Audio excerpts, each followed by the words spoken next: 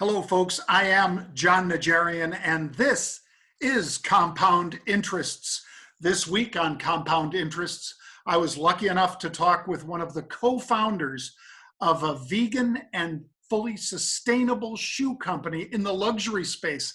Her name, Tina Bhojwani, and I think you're going to love the way that the passion she has, not just for high fashion, passion and high fashion. I like the way that worked. But she also is just very passionate about sustainability, paying living wages to the people that make these high quality shoes that aren't made from snakeskin or lizard or goat or pig or cow. This is all vegan, folks. So I'm wearing one of those pair of shoes right now. In fact, I'm wearing what looks like a snakeskin boot, and it's fantastic. And I want you to see this because they're listed on the AERA is listed on the Republic platform. That's republic.io. And if you go there, you'll see a bunch of fabulous companies in the venture stages that are raising money. Now, I came across Tina's company, AERA New York. That's AERA New York.com. I came across that company and said, wow, sustainable? Let me check this out. And truly, they're a sustainable producer of these high quality luxury shoes for men and women.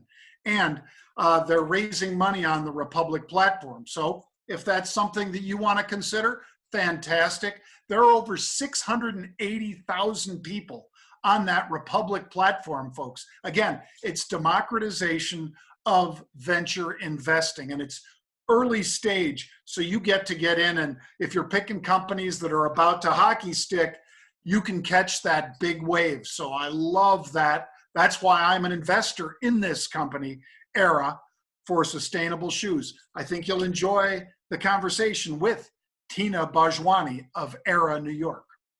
Thank you, John. I'm excited to be here. Thanks for investing in our company and wearing our product. It means a lot. Oh, well, it didn't take a lot. I mean, when I saw you on, and by the way, folks, if you're not familiar, if you're just listening for one of the first times to the podcast, Republic is a democratization of venture capital, if you will. They have companies that are vetted on the Republic platform that are raising money. And I was, as Tina said, one of the many investors who has jumped into AERA. And I did it because I love the idea that it's sustainable, that the quality is so high for the product that they produce. But we'll get into that. I just wanted you guys to have a little background about how Tina and I sort of met and why she's on the platform and things like that. But I figure you want to hear that from her, not from me. But Tina, these, honestly, the boots that I have right now, we'll put them up on the show here, folks, but it looks like a snakeskin boot, but it's not. It's vegan. It's 100% sustainable, made over in Italy. And Tina started off over at Theory. Not maybe started off is the wrong way. I've done that twice now, Tina. But you were the vice president, senior VP over at Theory, and then came over to become the president of Dolce Gabbana. Is that really, I mean, this is in your blood, in other words? Pretty much. And even before Theory, right out of college, I worked with Donna Karan. So my first job was at Donna Karan. And, you know, I always loved the industry. And once I got involved, I never looked back. And, you know, after working for three great companies and having a phenomenal experience, great mentors and bosses and teams, you know, I was just at a point in my life where I said, you know, what can I do to be more impactful?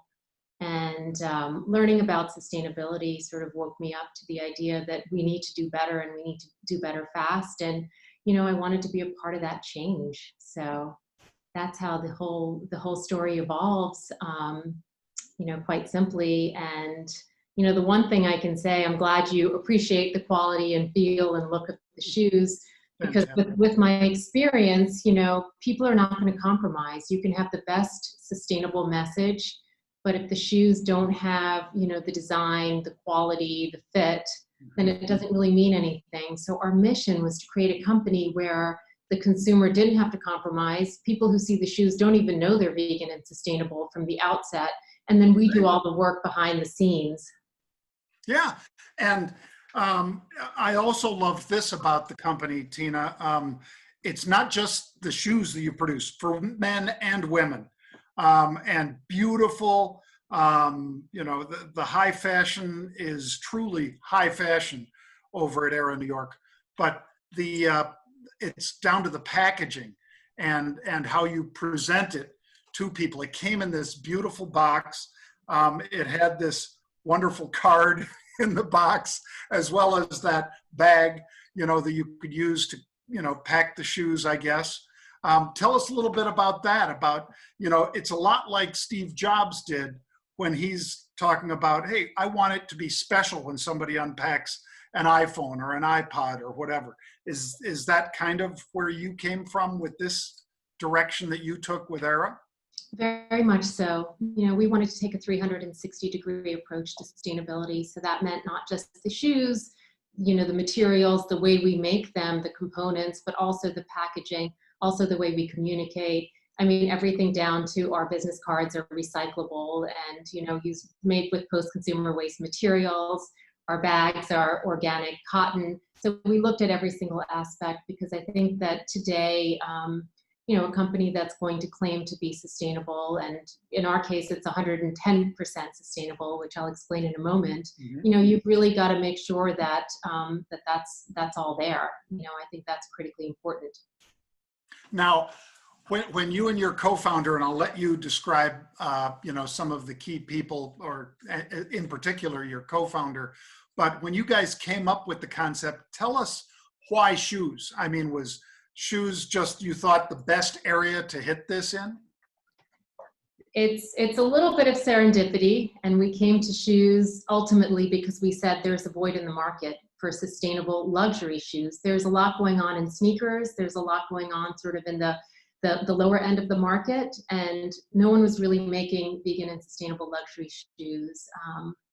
But I have two partners, and serendipitously we came together at sort of turning points in all of our lives. And our main investor, who's Alberto Srivash, he and I went to college together, and we reconnected by chance in LA. I live in New York, he lives in Athens, and we reconnected in LA and started talking about sustainability. And literally like 3 months later, I ran into a footwear designer, a famous luxury footwear designer, Jean-Michel Cazabat, by chance at Bergdorf Goodman in New York. And we had worked together in the past. So we hadn't seen each other, but we knew each other for many, many years. And he said, can we go have a drink? So a few days later, I'm having a drink with him in Soho, and I'm telling him how passionate I am about sustainability. And he says, what about vegan shoes? And my response was, only if they don't look like they're vegan.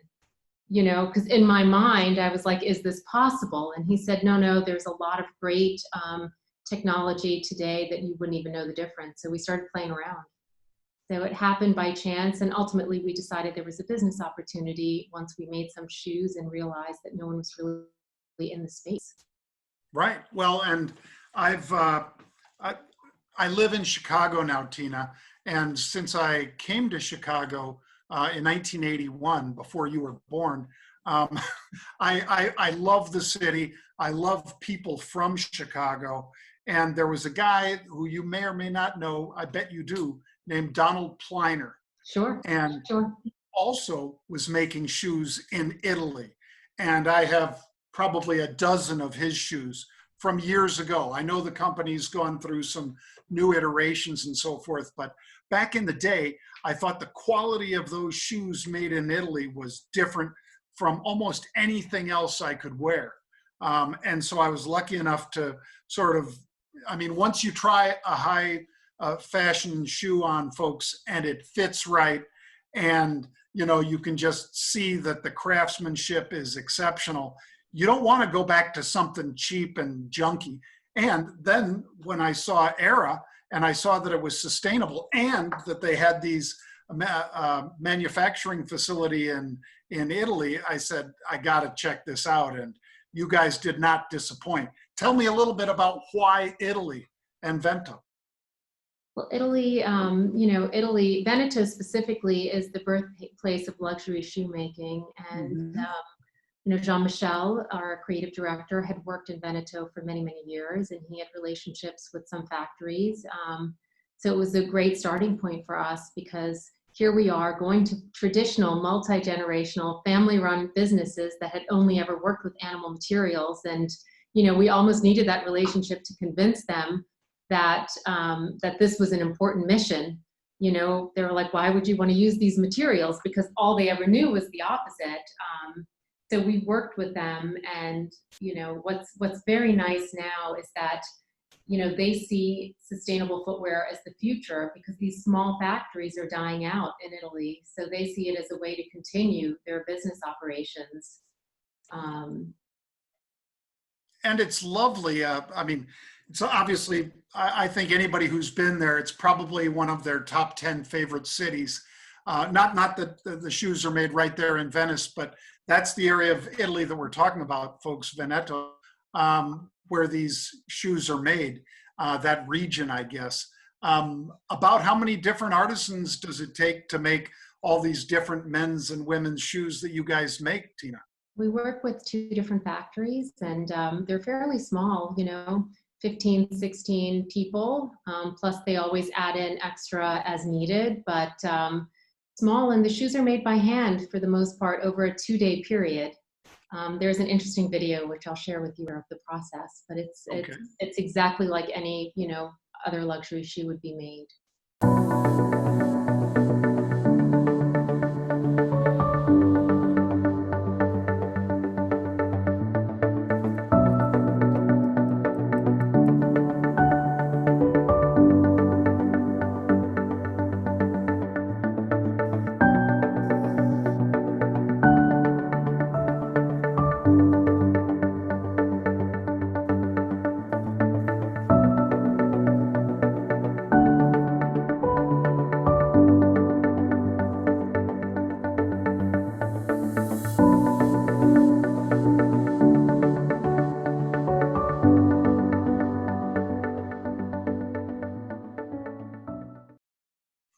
Well, and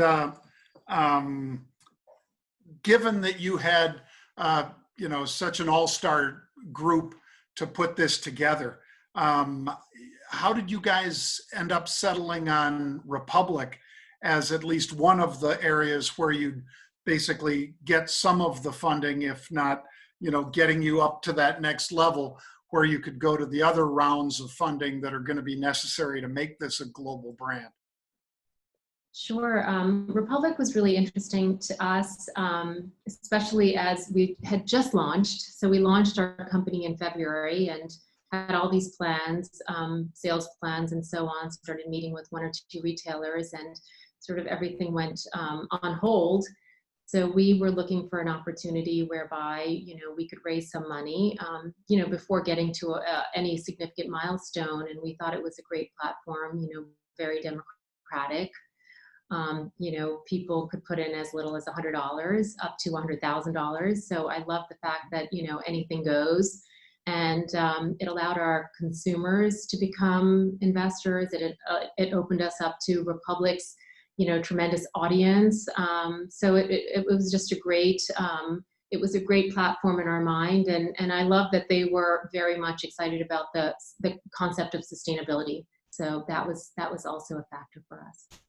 Sure. And again, folks, I encourage you to check out republic.io. There are literally new companies all the time that are vetted. These aren't just folks that come onto the platform and say, I'd like to raise money. They get vetted by Republic, by Ken and Tunde and the team over there at Republic. I've got a great relationship with them. I think they do a fantastic job. And they don't put their hand real deep in these entrepreneurs' pockets to get these things up and running and hopefully get them to the next level. So it's, like I say, one of the ways that it's democratized this kind of investing, where otherwise you wouldn't be able to get in on the ground floor with Tina or any of the companies on their platform. So I'd encourage you to check it out. Now, right about now, Tina, you guys are looking for a strategic now, I'm sure you're happy. None of us are happy about COVID, believe me. But I'm sure you're happy that you guys hadn't already opened a bunch of boutiques and all of a sudden you're being crushed by the shutdown. Instead, you're an online business right now, but what kind of strategic are you guys looking for? We're looking to raise, we're looking for a partner to come in who understands the long-term, vision that we share and who realizes that this is a big opportunity globally over time. And so apart from our Republic campaign, we're looking for someone to come in who's passionate about, sustainability and can help us get to the next level. And by that, I mean, really, build out the team a little bit more. I think, when you're a digital company, it's critically important to have great operations and logistics, and then work on strategic marketing, the digital. So those would be the two big areas, apart from product, where we've got to continue to innovate and evolve. Thanks to COVID, as you said, we hadn't produced all this merchandise that would have then potentially not really gone anywhere. And I don't even know if we would have been able to do that because our factories were shut down, outside of Venice. And but now we sort of started fresh, and we restructured the company and we redesigned the shoes. So what's coming out for the spring, starting in January, is shoes that are more relevant. They're a bit more casual, still very luxury, but it gave us the opportunity to say, let's take a step back, let's look at where the world is going, and let's make relevant product. So that was actually helpful in the end. Now, if you don't mind me asking, do you pretty much sell, Tina? Obviously, I'm here in the United States as you are, but is your target Europe, Asia, America, South America? Is it basically global, or are you starting in pieces of the globe and saying we're going to concentrate on North America right now and then move on to these others? Or because it's online, you can pretty much take orders from anywhere? That's a great question. I think that today we decided to really focus on America because of everything that's going on and continues to go on in the world.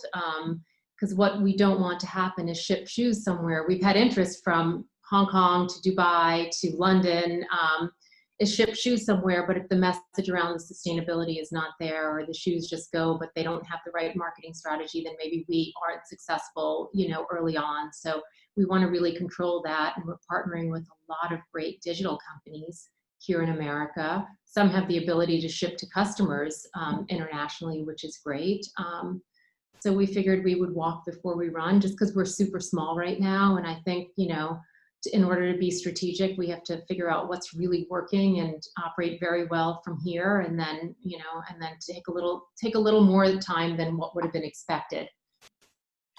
Now, obviously, a lot of the high fashion industry has moved away from fur and other things that, one of the things you guys don't do, of course, is the animal skins. So in other words, leather, lizard, snake, even though the shoes look like that, they're not. And why do you think that the fashion industry, is this because demand from folks that have the money would really prefer not to be wearing skins of those animals and or fur from animals? Is that one of the reasons that this is such a great opportunity for AERA? Yes, it's true. There's definitely a shift going on. And I think the more that the consumer is educated, the more they are willing to think a little bit differently. And for us, I think it's maybe the generation below mine that's super conscious of, the ethics behind how a company operates, whether or not they're using animals, how transparent they are. So I think it's shifting. I think that there's still a huge population that is buying, animal handbags and shoes. I think fur has been one area where, people have moved away from, I don't know if it's so different, at the end of the day, but it's evolving. And I think what helps is that today there's the ability to get the look and feel without, using the animal products. So that's definitely something that didn't exist a few years ago, and it continues to evolve. So I think as that evolves and as the consumer becomes more educated, then, the opportunity becomes greater. Yeah, even from things like I mentioned, skins. I know that some of the big luxury purse makers have moved away from crocodile, even though some of the croc bags that they used to make, believe it or not, and you probably know this, but one of the largest areas where they have crocodiles right now is Idaho. And the reason, of course, isn't because it's like Florida climate-wise, but because they've got hot springs so that they can use those to heat the area for the animal to grow, the reptiles to grow more, at a larger scale, so that then they could harvest them. But then you saw them pulling back with the folks that said, we really don't want to make those bags out of crocodile anymore. We don't think the demand is nearly as high for those. And obviously from the boots, like I say, my boots right now, these AERA boots are a snakeskin boot, but even with the snakes, people have moved away from that, even though I'm not a huge fan of the snake itself. I'm a fan of the shoes though. Fantastic. Yes, people are moving away for sure. And I think that, as I said, I think that's going to continue. I think that, even some of the big luxury companies today are really embracing sustainability. They're embracing the circular economy. And I think as, we're one small company and we're trying to do something, very ethical and mission driven, but as the larger industry gets on board, I think then, we're going to see a tremendous shift. And there are all these commitments today from companies, like Stella McCartney or the group that, used to own it, the Kering Group, or Chanel, that isn't making crocodile anymore. So it's interesting. The shift is happening across the board in the industry. Right. Well, now you started off and you said a little bit about 110% sustainable. Sort of like when athletes talk about, I'm giving 110%, except you can actually do it because you're not only sustainable in that, this isn't dependent on those animals for what you guys make, but you're also putting a little bit more aside. Please tell the viewers and listeners about that. Sure. When we launched the company, we wanted to fully understand all of our impacts, so water usage, carbon usage, etc. And we decided to work with a third party called SCS Global Services, and they literally helped us measure every single impact we have as a company. Once we had that, they helped us come up with offsets that allowed us to, give back. And instead of offsetting by 100%, meaning being neutral, we decided to offset by 110%, because we believe that companies have to give back. Like, we've taken and taken and taken, and it's time to give back a little bit. So we wanted to give back more than what we take from the planet. And so we're certified carbon negative. So far, we've planted over 2,000 trees in Mississippi as a reforestation project. We're fresh water use negative. And we do have some synthetics in the shoes, so as a way of addressing that. And of the synthetics, we try to use recycled, but as a way of addressing that, we partnered with an amazing company called Plastic Bank. And I don't know if you've heard of Plastic Bank. I have not. Tell us about Plastic Bank. It's a company that employs people in third world countries at the poverty level to collect plastic before it enters the ocean. So they earn to collect this plastic, they turn it in, and this plastic is all, recycled and is then used. So it keeps plastic out of the ocean. So we've kept a lot of plastic out of the ocean as well. And those certifications might be a pretty big edge for you guys going forward, as people start looking for those, much like they do with LEEDs, as far as, is a building a LEEDs compliant, or LEEDs as far as green energy, whether it's sustainable energy or the amount of energy that leaks out the windows because they're triple glazed or whatever it might be. Please tell us just a little bit about that side of it as far as the sustainable and the various certifications that you guys get by doing that.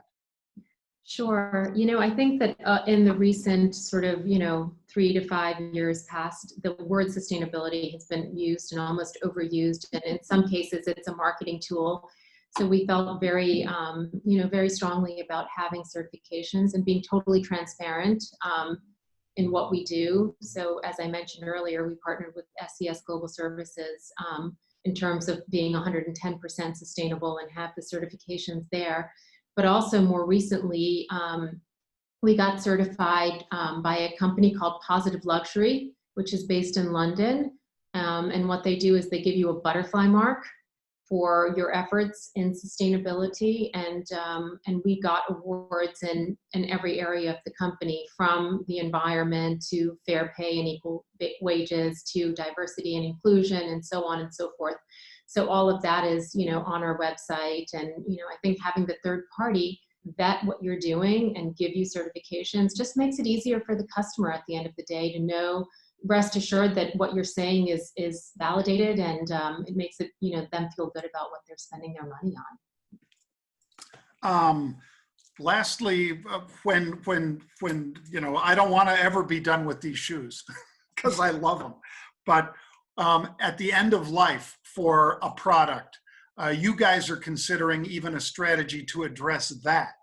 Sort of like, I guess, when people bring back tech to see, rather than putting it into landfill, to see if they can use it for something else. What are you guys considering for that end of life strategy, Tina? It's a great question. I think it is important to address the circularity of products.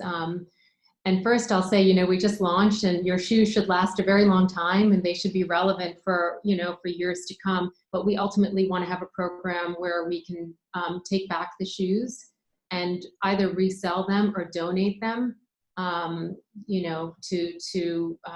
people who need. So we've got a couple of ideas we're working on, and hoping by sort of the middle to end of next year, we have a strategy in place. But it's something that we definitely will be doing. Tina, you've done a fabulous job with the company. I love the product that you guys produce. And I think that you are really setting the bar pretty high for the competition. So I really applaud what you're doing. We'll try to really get the word out about AERA New York so that you guys can continue to do this great work. I really appreciate the time you've been able to spend with me today. Thank you, Tina. Thank you, John. It's a pleasure meeting you. I appreciate your support, and having you as a brand ambassador is phenomenal for us. So thanks so much. Please, thank you, Tina. Tina Bhojwani, folks, the co-founder of AERA. And if you want to go to the website, of course, it's AERA, AERA, New York.com.